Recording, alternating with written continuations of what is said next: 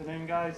Same process as usual. Mics on either side. If you can please indicate to let me know you'd like to ask a question, that'll help me. And if you can introduce yourself by name and organisation, please. Ben from Sky. Pep, good afternoon. FIFA this week announced the club's punishment for breaching rules on signing under 18 players. You must be relieved that, unlike Chelsea, it doesn't involve a transfer ban. I think that very good morning to everybody. So I think the club making a statement. So that's also in any case is different. So I don't know what happened in Chelsea, in Barcelona, or other clubs in Europe. So I don't know. So and the club's making a statement. Last weekend went very well on the pitch. Raheem Sterling, he's had a full pre-season, hat-trick on the opening day. Showed just how crucial he is to your team. Is he one of the most dangerous players? Is he the most dangerous player, perhaps, in the Premier League at the moment? No, there are many. He's one of them. Yeah, he's one of them. Who else is in that conversation? Look the top 6 players, 6 teams, and you will find many players. Premier League is there incredible, surrounded by incredible good players. So we have many, but the other clubs too. But Sterling specifically is outperforming almost everyone else, isn't he, at the moment? I didn't watch all the other games, but he's playing so good from the beginning in terms of in clinical. So, but we want more. Everybody wants more, and he wants more. So, it just was the first game on the Premier League season. You played some pretty epic games against Tottenham towards the end of last season, particularly in the Champions League. What did you learn about them in those matches? How good they are. So I spoke many times about Tottenham. You know, my opinion about them. So it's a second best team in Europe. With that, it's enough. And your old friend last week, Jose Mourinho, said that City, Tottenham, Liverpool and Man City's B team were the potential title challengers this year. How good is your B team? Can it win the title? Chiqui Begiristain made an incredible job. Yeah, that's true. But in all seriousness, is Liverpool and Tottenham the main 2 contenders, do you think? All of them. I'm really impressed with Chelsea, how good they play both the games against tough teams like United and Liverpool. I think for the tails didn't win, but I'm really surprised how good they play. Frank Lampard's team, and we saw United. You know, the quality they have up front with new mood.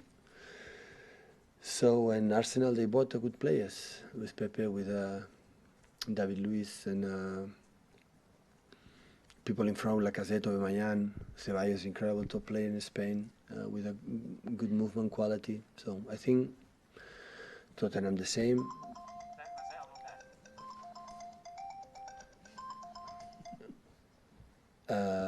Have a good so Tottenham, so really good contenders. Pep, Tom from TalkSport.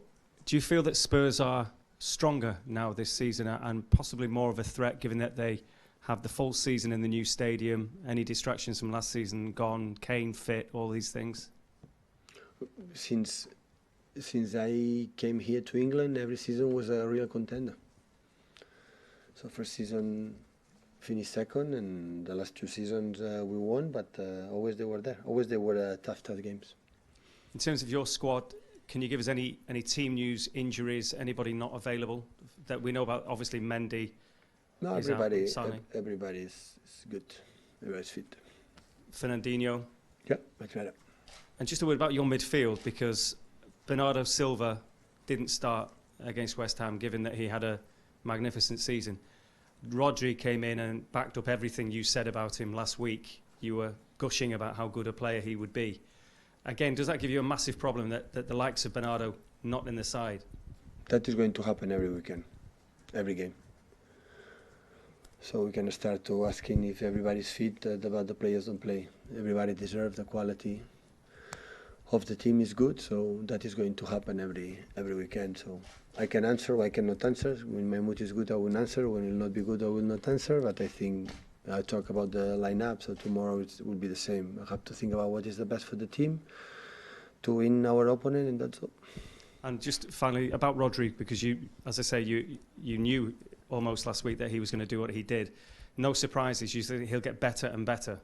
He has to play better, like Raheem and everybody. That's why we come here to training to see what we can do better. So still Rodri, I think, has a potential. He's a young player. He's tall. He's so smart. He's thinking about what happened, but he's new.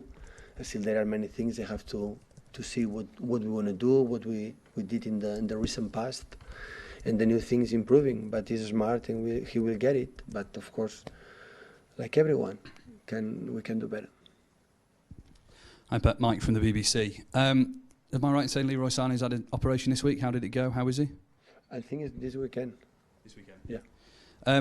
Benjamin Mendy's been back in training. Yeah. When he comes back, how much competition has he got for that left-back space with Alexander Zinchenko, given how well he has performed and stepped up?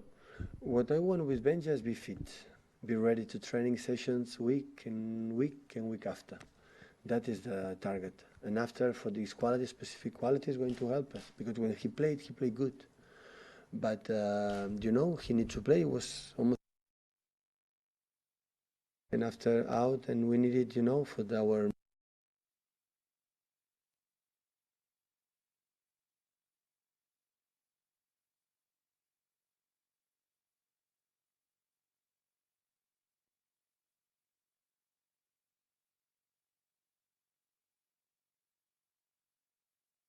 Early in the season, is it a bit odd, like neither team will be at full capacity perhaps yet, no pressure on chasing the title, so is it a bit of a strange game to have such a big fixture so early? Last season our first game was in Emirates against Arsenal, so the schedule are the schedule, the fixtures are the fixtures, so we have to play Spurs, we're going to play Spurs, so welcome to Etihad Stadium.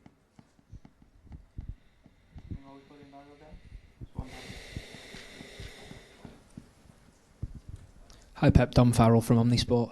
Kevin De Bruyne had an incredible performance against Tottenham in the Champions League game last year, but then the weekend after against Spurs he got injured again. How determined is Kevin this season, after all the injury problems last year, to have a really big impact this time around? Has that given him more motivation?